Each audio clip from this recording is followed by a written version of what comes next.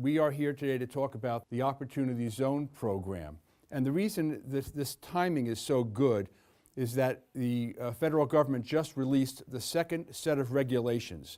Without these regulations to provide guidance, everyone was ready to get into the program, but no one knew what to do.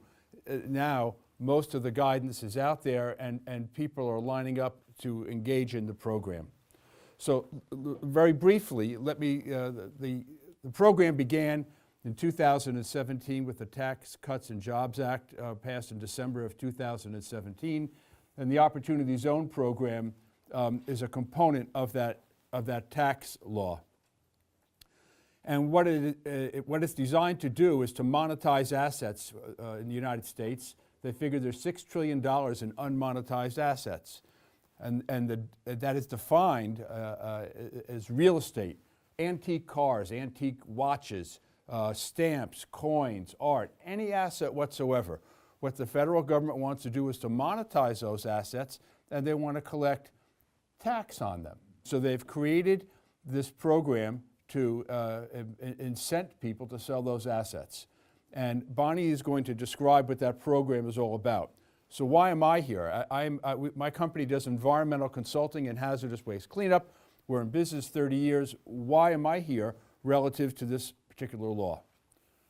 As you will learn, this law is a fabulous, fabulous driver to create real opportunity in terms of jobs and new infrastructure, and to promote the economy in areas of the country that are financially depressed, as determined by census tracts. That's how these sites were taken. And if you follow the program and do everything you're supposed to do, investors can make a lot of money. But how good will your return on investment be if you don't take care of your environmental issues? If you buy a piece of property, and I honestly, I don't know what your degree of knowledge is relative to environmental issues, buying and selling property. But when you buy a piece of property, especially commercial or industrial property, you have to do the proper form of due diligence to protect yourself. Otherwise, when you close on the deal, you become the responsible party, the person that has to pay for any issues relative to the environmental costs that you've now incurred. And so every deal has to begin with proper due diligence and possibly some form of environmental services to clean up an issue, so that the return on investment is what you want it to be. And in some circumstances, certainly not every one, you can have an environmental issue that you have purchased that can destroy the potential return on investment that you had been hoping for. So that's why I'm here, and we'll get to some of my environmental issues in a moment. But Bonnie, if you would please take us through the program. Sure, thank you. And just to add to why I think Steve is so important, I just recently had a client that had tried to set up an opportunity fund and invest in a piece of property, and the deal fell through, particularly because of environmental issues. So we drafted all the docs, got the deal going, and we were going to sign, and then they discovered there was huge environmental issues that were just not going to make the deal work financially. So this is why Steve is so important. So I'm just going to give you a brief overview of how the program works. I don't know how familiar anyone is here with the program, but I'll give you some basics, and if you have questions and want to follow up on something, please feel free to interrupt me at any time. The program, as Steve had mentioned, was enacted as part of the Tax Cuts and Jobs Act back in 2017. It became effective as of January 1, 2018. When the government first came out with the code section, it was an Internal Revenue Code section.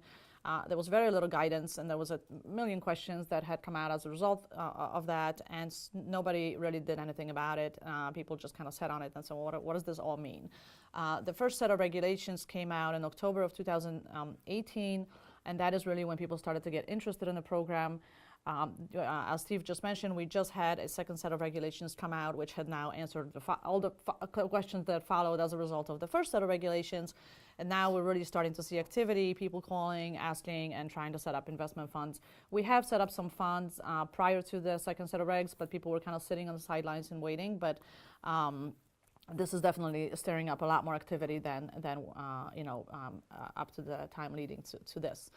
So the way the program works, and this is the reason really it was formed, is because there was a lot of money, and it really came out of the Silicon Valley.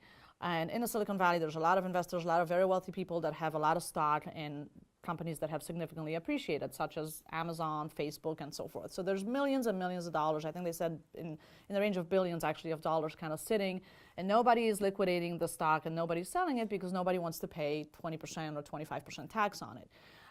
So the government said, okay, well, we need to stir up development and investment in these, low-income areas, and this is really, the program is geared towards low-income areas that have traditionally not had a lot of interest in terms of development. And the government said, well, you know what, we need to stir up some activity in those areas. So what we're going to do is we're going to create this tax incentive that will allow, for a lot of these people in the Silicon Valley, particularly, to sell their asset, their stock, invest it into something else, do something good by virtue of doing this investment, and in the same time save a lot of money and potentially make a lot of money. What has really happened was, even though this was focused on the Silicon Valley, on the East Coast, we're pretty much real estate based here in terms of investments. So a lot of people started getting interested in terms of real estate and selling. Can I sell my real estate, with an appreciated piece of real estate, take my money and put it into this program. So the way it basically works is the government says, well, you have to have a recognition event. You have to sell something to create income. Okay, you have to sell something to create to make money that you're going to invest. And so you sell your stock, you sell a piece of appreciated property. Let's say you have a building here that is worth $10 million and you bought it for $1 million. You now have $9 million worth of gain. Well, under normal circumstances, if you don't do anything with the money, if you don't put it into a 1031 exchange, only with respect to real estate, that would not work with respect to stock anymore. You would have to pay 25% tax plus a state tax on capital gains on top of that on your $9 million of investment. So the government said, okay, we will allow you to take that $9 million, and if you take that $9 million and put it into an opportunity fund, and I'll discuss in a moment what an opportunity fund is, we will allow you to not pay the tax. Not only that, we'll allow you to, not permanently, you'll get to defer the tax for 7 years. You get a basis step up, which means you only get to pay tax on 85% of that money you put in. And then if you hold your investment for 3 more years after 2026, which would be a total 10 years, you get to step up your basis of your investment to a full fair market value of what that investment is worth at the time you sell it, which means you get to pay no tax on any appreciation in the asset, okay, that you have. So let's take a simple example. You have $1 million of capital gains, and you decide you're going to put it into an opportunity fund, and the opportunity fund invests in a low-income community in an opportunity zone, buys a piece of property. And the fund is going to have to improve that property. There's requirements the fund has to satisfy. But let's assume the fund complies with all these rules that it has to comply with. And come in 2026, you're going to have to pay tax on your $1 million that you put into minus 15%. So what the government said, if you invest your money by the end of 2019, we'll give you a 5-year step up, 10% step up after 5 years. So actually under the tax rules, when you put in your $1 million into the opportunity fund, your basis in that investment is 0. Okay, so 0 to $1 million. If you sold it the day after, you have $1 million of gain. If you hold your investment in the fund for 5 years, you get a 10% step up. So now that means your basis has increased to $100,000. So now you're only paying tax on $900,000. Okay, so you've just eliminated tax on the $100,000. Not a big number right now based on what we're talking about. Then if you hold your investment for an additional 2 years, you get an additional 5% step up. So at the end of year 7, at the end of 2026, you still have to pay tax, but you're only paying tax on $850,000 out of that $1 million. So I know, it seems like, okay, well, I'm saving tax on $150,000, not a big deal. I mean, it kind of is. We're using a small number, but imagine this investment being in a range of $20 million. You're looking at a much bigger number. It's a lot of money. Now, fast forward to 2026. In 2026, you pay your tax on 85%. And this is important to keep in mind because you do have to pay the tax. So this is really a program geared for an investor that has the money at the end of 2026 to pay it, or another asset they can liquidate, or potentially you can refinance within a fund, and the fund can make a tax distribution for you to pay your taxes. So there's ways to get around if you don't have the money, but I call it a program for the tax people that have, for people that are tax, that have money to pay the tax. They're rich in assets and they can sell, liquidate quickly and pay the tax. But you do have to pay the tax in 2026. So you pay tax on the 850. You've just increased your basis because of the tax you paid. So now your investment is $1 million. Okay. Now, if you fast forward 3 years and your investment has appreciated to 10 million bucks, you have eliminated, when you sell that asset, you have eliminated $9 million of tax. Okay. So any appreciation from that point on, from 2026, any appreciation on your investment is completely tax-free. Completely tax-free, which I think is huge, right? It's huge. I mean, think about that, right? And you don't have to sell your asset after 10 years. You can hold it up until 2047. You can hold it up until 2030, whatever you want to do with it. You may not think at the end of 2029, which is the 10 years from now, that it's worth selling. You may say, I want to hold on to it 5 more years. It's going to really go through the roof. And if it does, you really scored big time, because any appreciation from that point on, from 2026, is completely tax-free, right? So imagine, $9 million bucks, you're saving 20% tax on that, 25% tax. That's a lot of money, right? That's a lot of money to give to your kids. So that is really what drives this program. In order to invest into an opportunity fund, there has to be a fund. Right? So the first step is you have to either form a fund. You can form a fund on your own. It has to be a corporation, or a partnership has to be an entity. If it's a partnership, it cannot be a disregarded entity, so it cannot be a single-owned entity. There's rules that apply to that. So it has to be, you have to form a fund with a partner, a friend. You put your money into the fund, you invest into a piece of property, you buy a piece of property, you develop it, and you sit on it. The fund, one of the requirements the fund has to satisfy is it has to substantially improve that property. And so what does that mean? You can't take a piece of, so the program is not designed for you to take a piece of property, sit on it, do nothing with it, and then hope that it appreciates, and then when it appreciates, sell it, okay? You have to go into a low income, undeveloped area that's in an opportunity zone, and you need to improve that property, substantially improve that property. And so by substantial improvement, what do we mean?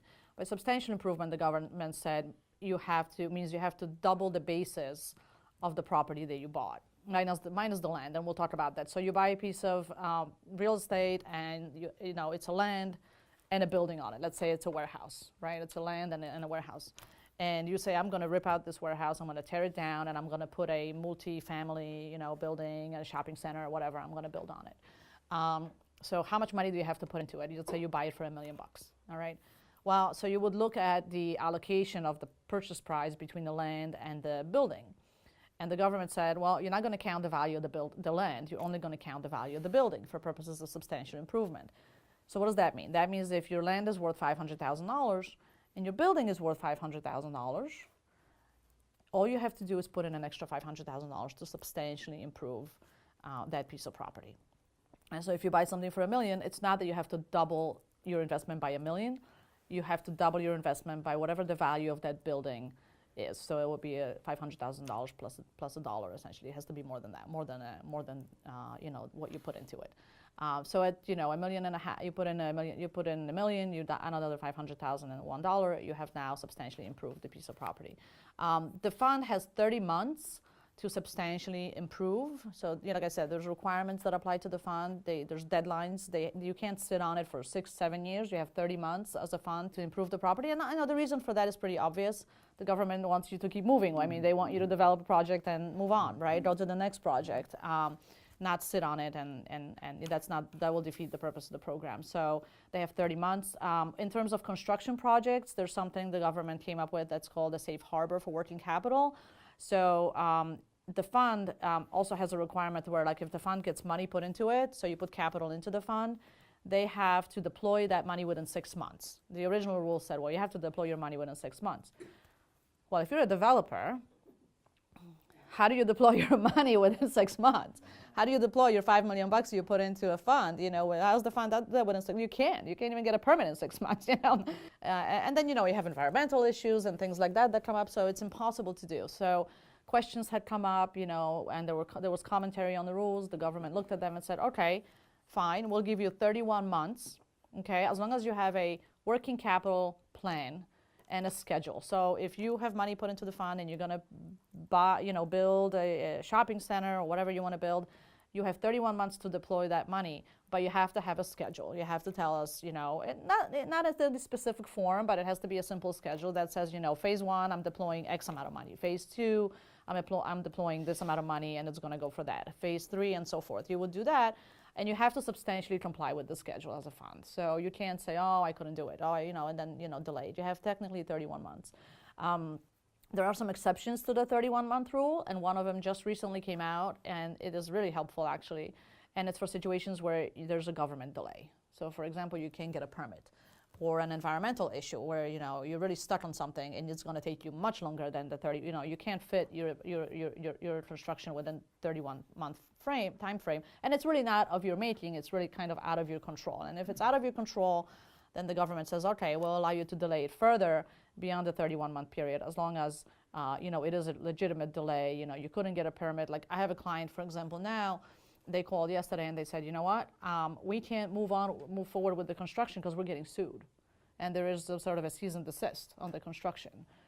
Does that apply? And I said, well, yeah, it does. I mean, that's not really something it's not really a governmental delay, but it's a judiciary delay. It's a lawsuit pending that's stopping you from being able to move forward because they are stopping you from being able to do so. So that kind of a situation would work, and then you can kind of resume your construction once you're done, once you're over that obstacle. The fund is going to have requirements.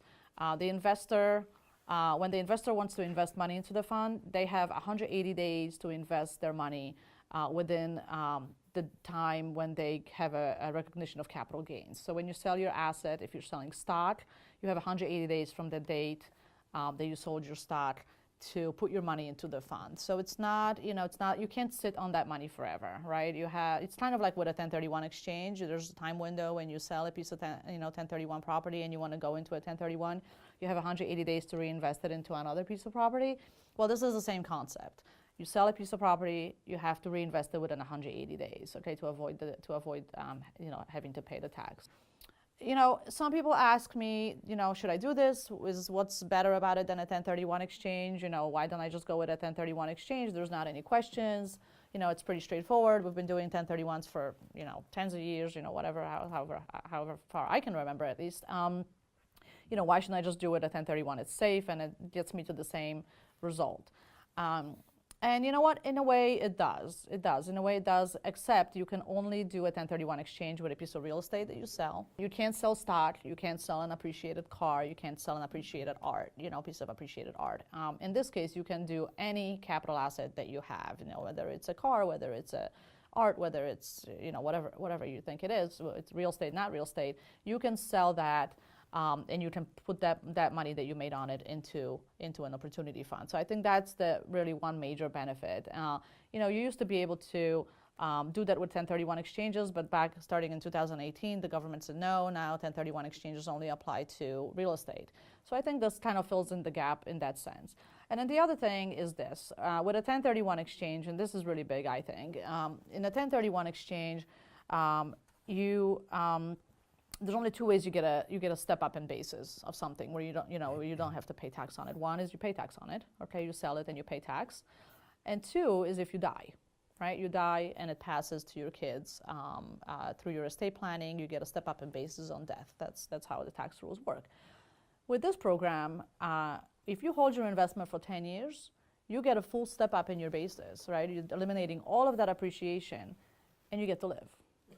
Okay. You don't die. You don't have to die. You don't have to die. You don't have to die. So, anybody can create a fund. Any one of you can create a fund. There's a lot of activity in terms of like developers are coming up to us and saying, I want to form a fund, and I want to manage the project, and I'm going to raise money. And so the way we do it is we form a fund, and then they do a capital raise. Whether it's friends, whether it's people they know, connections they have, or just straight out people they don't know, and they're just going out there saying, hey, if you got, $250,000, I mean, we just did a fund, there was a minimum investment of $50,000, so it's pretty low, actually, low threshold, but, you have 50, you have 100, whatever you have. There is no threshold, by the way, so you can put in, I was on the phone this morning on a conference call with someone, and they said, well, can I put in 10,000? Yes, you can put in 10,000. It is a good deal, but you have to keep in mind the project has to appreciate.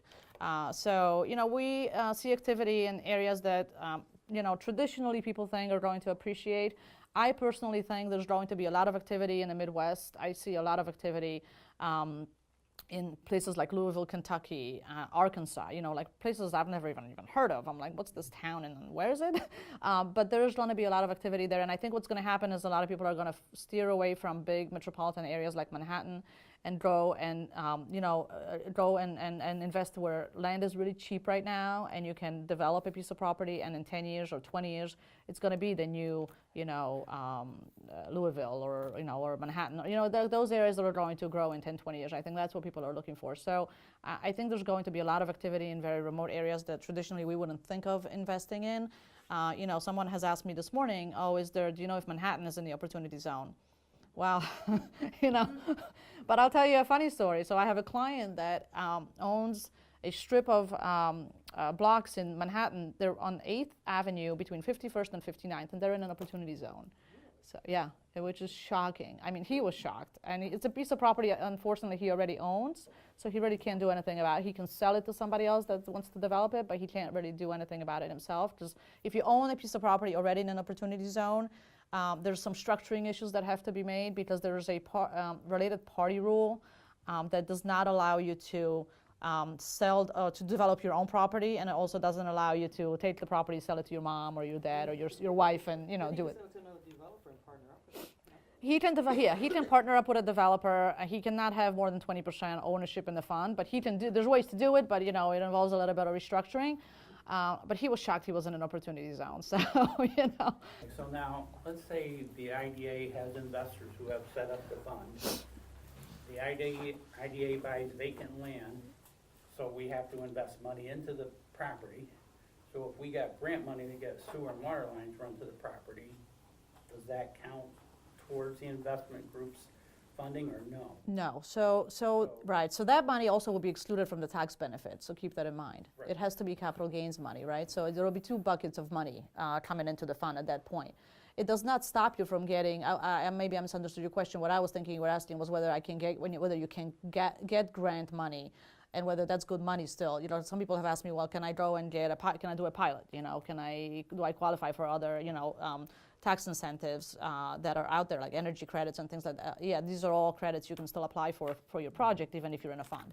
But that wasn't your question. But if you buy raw land and there's no building on it, then you don't have to match anything. You gave an example before of $1 million, $500,000 for the land, $500,000 for the building. Right. So keep that in mind. Right. You don't. Right. Exactly. So it's different. I was giving an example of a piece of property that's already existing. That has an existing structure on it.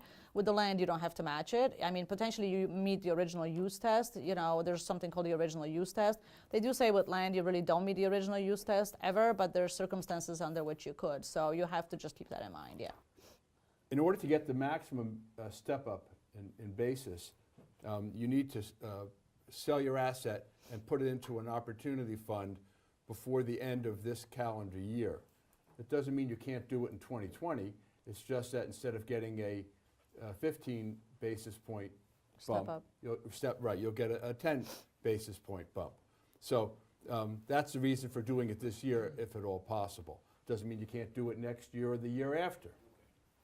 Right, because we have to pay tax in 2026, and the government says after 5 years, if you put your money into the fund today, after 5 years you get a 10% step up, and after an additional 2 years you get an additional 5 year. So you have to have a 7-year window. So the 7-year window expires at the end of this year, since you have to pay tax in 2026. If you invest next year, you still get the 5-year period in there, but you just missed the 7-year window, right? So you wouldn't get the extra 5% bump. But you still get, you still get the 10-year, you still get the 10-year mark step up on that. So the fund does not have to find money within 180 days of when you set up the fund. So the investor, once they sell their asset, they have 180 days to put the money into a fund. Right, but once the fund is, like we have people that have set up funds, 6 months ago, and they set on them without any capital into it, right?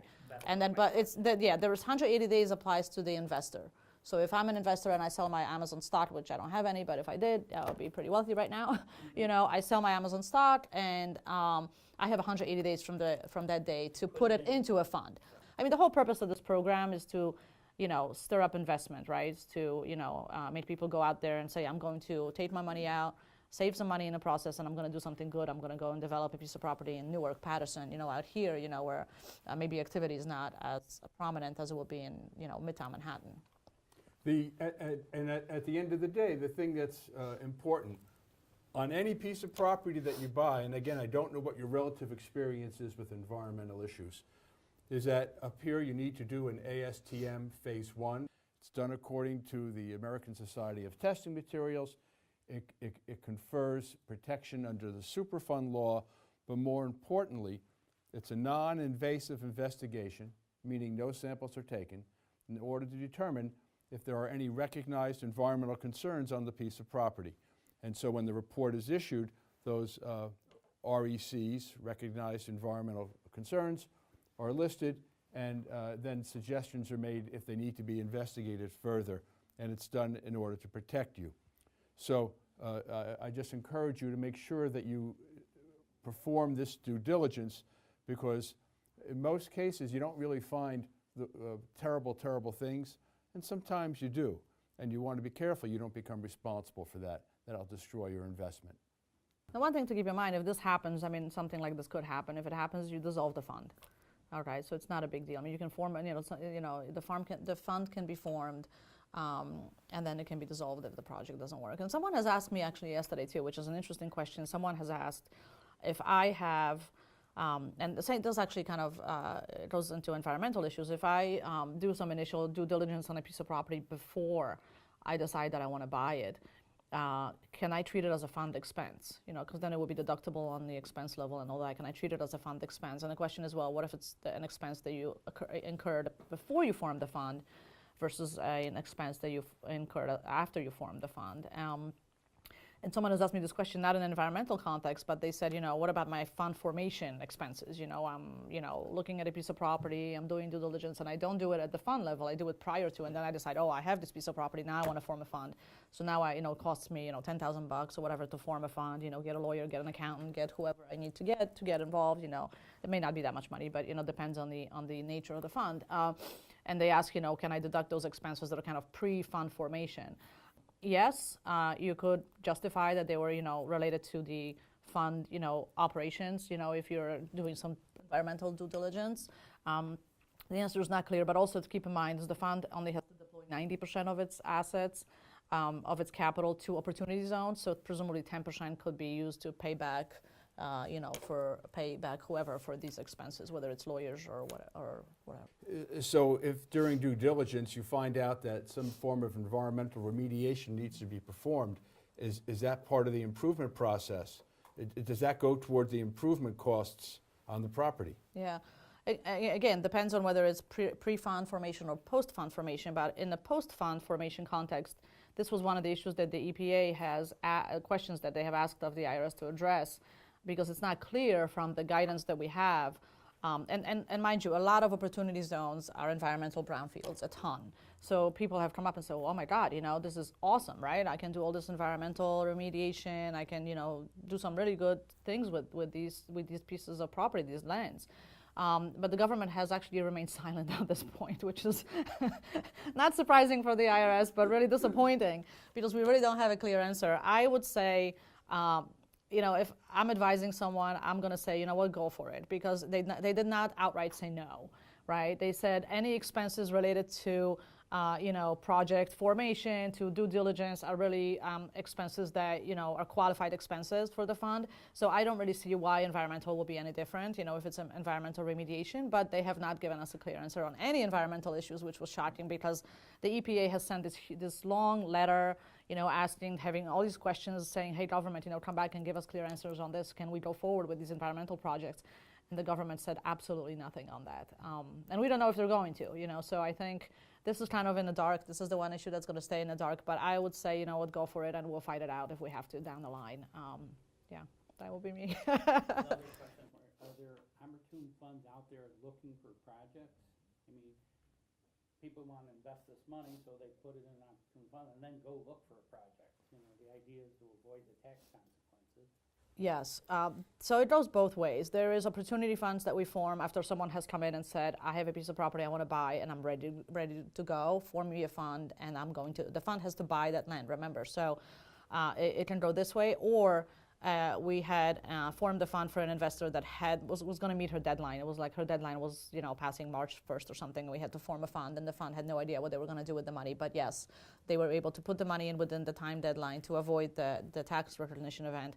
And then the fund is looking for a project now. So there's always going to be projects they can buy. I think it's a safer bet to have your projects have it lined up. But there's so many opportunity zones out there. I mean, there's going to be able to find something. It may not be maybe not as good as maybe it would have been if they thought about it first a little more, but yes, you can do that. Yeah, but if you only have the 180 days to set the fund up, I would think if you were looking for the tax break, you would set the fund up and say, okay, I don't even know what kind of project I want. Yeah, oh yeah, no, yeah, because keep in mind, if you don't find a project, you dissolve the fund and pay the tax. So it's not, there's no damage to setting up a fund, putting your money into the fund, and then looking for a project, right? In the worst case, if you don't find any projects, you're like, oh, you know what, forget it, I'm not gonna do this. We have access to a significant number of people that are either looking for investors or looking for projects, yes. Like I said, we just formed a fund for a client out in Texas, and they are raising $100 million, all right? And they don't have all their projects lined up. I mean, $100 million, you're not gonna invest it in one piece of property. You're looking at a multi-asset, right, diverse fund. So, they may have a project lined up here and there, but they're not gonna have the full $100 million. So they're looking for investors. Investors are coming in at different times of the fund formation. Remember, once the fund is formed, not everybody's gonna come in at the same time. So when people have the recognition event, I mean, I think most people are going to come in prior to 2019 just because of this deadline we have for the step up, but it doesn't have to be the case. So people are going to come in at different times, and they're going to invest money at different times, and the fund is going to find projects at different times. The fund can do multiple projects, and the government just made, actually, up until this point, we've been kind of advising folks to do a single asset fund, because it's much easier to exit out of a fund that's a single asset. So I'm thinking now, fast forward 10 years or 15 years, investor wants out of the fund. If you have a fund with multiple projects, it's going to be harder to sell, your interest in that fund because, somebody may say, well, I don't want to be in this multifamily business. I don't want to be in this business. I don't want to be in the ShopRite business. It makes things more complicated on the back end. So we've been telling people, do this more with a single asset fund if you want to, unless it's, somebody that's really got $100 million and they want to invest in a fund that's, formed by Goldman Sachs or something and they really don't care, right? But now the government has, and one of the issues that had become a big issue up until this point was if the fund invests in multiple assets, and let's say they don't want to hold on to it. The fund doesn't have to hold on to this asset for 10 years that they invest in, right? It's only that the investor has to hold on to their investment in a fund for 10 years, right? So you have a stock in a corporation, or you have a interest in a limited liability company or a partnership. You have to hold your interest, your membership interest or your stock for 10 years. And then eventually you got to find a seller down the line, a buyer down the line to sell this to. The fund can, recycle its assets. But the question was, okay, well, if I have a fund and I buy a piece of property and I sell it 2 years down the line and I make $1 million on it, right? I made $1 million gain on it. What happens to that gain? That's gain on the fund level. And if I'm a partnership, that gain will flow through to my investors. So now I got to pay tax on that money, on that gain, right? So that potentially defeats some of the purpose for this. You can recycle your fund, you can recycle your assets as long as you reinvest your gain within 12 months. Okay, so the fund can sell an asset, buy another asset, sell an asset, buy another asset. So at the end of the day, which is really good, And then at the end of the day, by the time you're come to sell, you don't really know what that fund is going to look like, but hopefully it makes it easier to sell it down the line. One of the other things that I think is possible up here is that as Bonnie's been talking, and when I have conversations separately from a meeting like this, we often talk about large assets.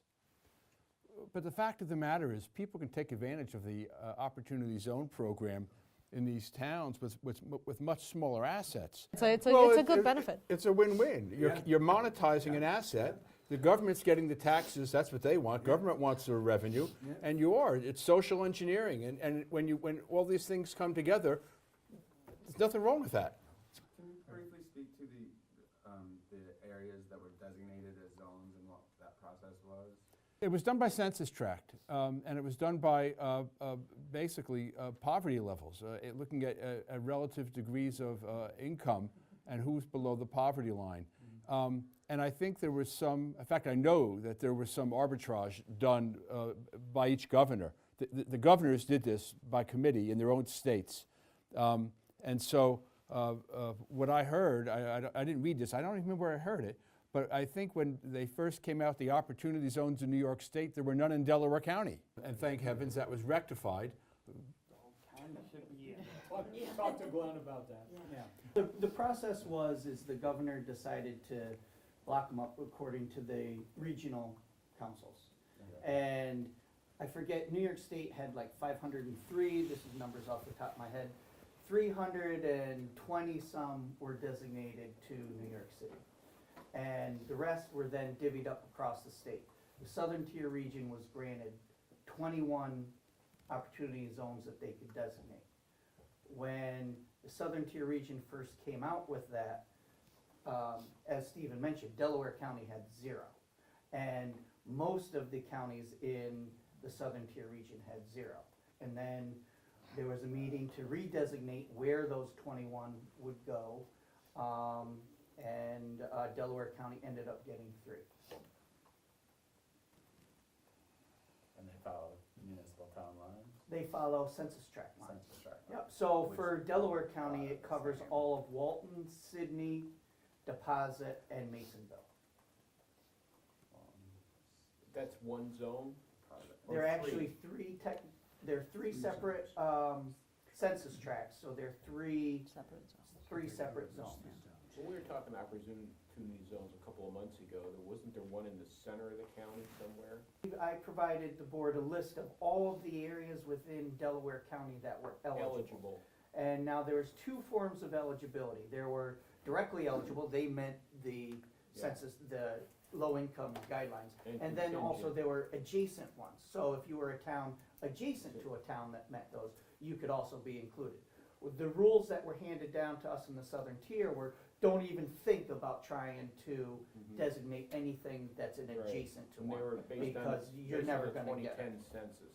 Yeah, and so it was the only ones we had to choose from, and I think there were 5 or 6 in Delaware County that met the guidelines directly themselves.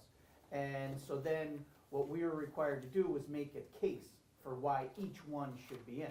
And then it turned into a meeting like this where everybody from the other counties are sitting around making the case for each of their towns, and they'd be like, yeah, nope, we don't buy into that one, nope, that's a good story, yep, we'll give you that one. That's about right. Welcome to the economic development world in upstate New York. Yeah. I was surprised the Hancock was not part of it, but Well, we talked about that. Hancock was an adjacent one, and they Hancock like, is- don't even try it. Yeah, Hancock is adjacent to Deposit, but on the 2010 census, when that was taken, I don't have a site for this, but I would say that 1 out of every 5 people was working in the PA gas fields.